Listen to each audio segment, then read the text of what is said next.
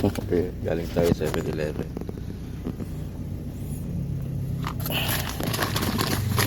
Ito muna. Yun ang na pinapakaalaman dito. Para ninyo makita. Sa lugawan sila. Pakita ko sa inyo mamaya. Galing tayo sa 7-Eleven. So ngayon, punta tayo lugawan. Try nga natin kung effective talaga yung mga prank nila, mga robos prank nila.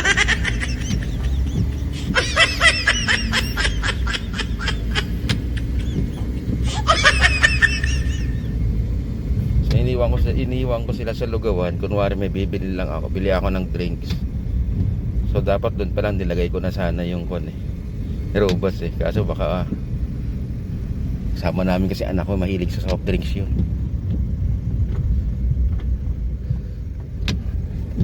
Kamote, hindi nagplaser. Hawak na cellphone Momo! Ayun na. Ito, makikita natin sila dito.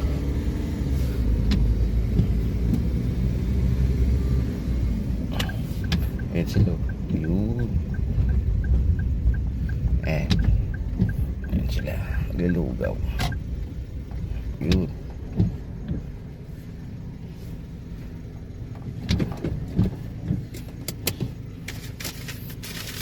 Dadalhin ko yung drinks nila.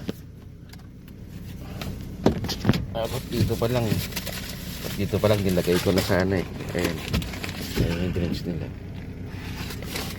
Baka iinom yung maliit. Kaya ang hirap na. Muna na.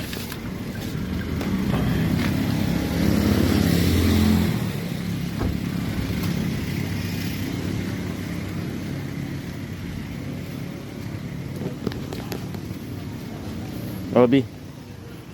Ayun, namin. Oh no! Oo. Bo, ano yan? Ay, kinain mo? Sisig with egg. Sisig with egg? Hindi, sisig pala with kanin. Tapos meron pa kayong card,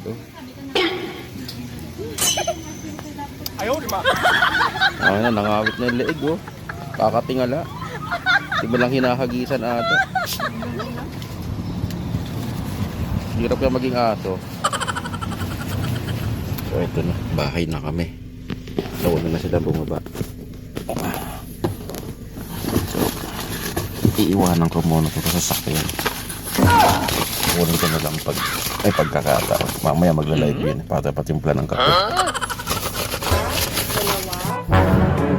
Dapat sis, ganyan katibay ang leather. Hindi basta-basta ang leather na ginamit mo dyan lang quality. Ayun na si Sigat. Ano pinipot sa seller? Same na darating yan. Wala pong babago dyan. Obi, kape mo. Sisig kung halaga. Uy, kape mo. Saan ilalagay? Oh shit, not good. Oh, mali. Wait lang mga sis. Ito mga sisi ko ingredients. Lagay ng coins. Karing-karing maglagay ng maraming coins ha. Maraming mailalagay. Makagandang mga sis.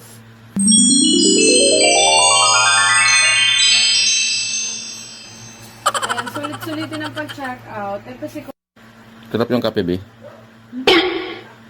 Siyempre, timpla ko yan Ayaw, di ba? Ano timpla niya? Ayan, ito talagang 124. What you see is 124. Few inches later.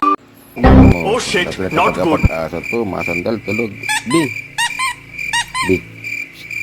Ano ba? Parang nangingising. Oh no! Siyempre, ano ba gigisingin? Alangan na magisingin mo yung gising. Siyempre, yung tulog. B. Di ba naka-live ka pa? B.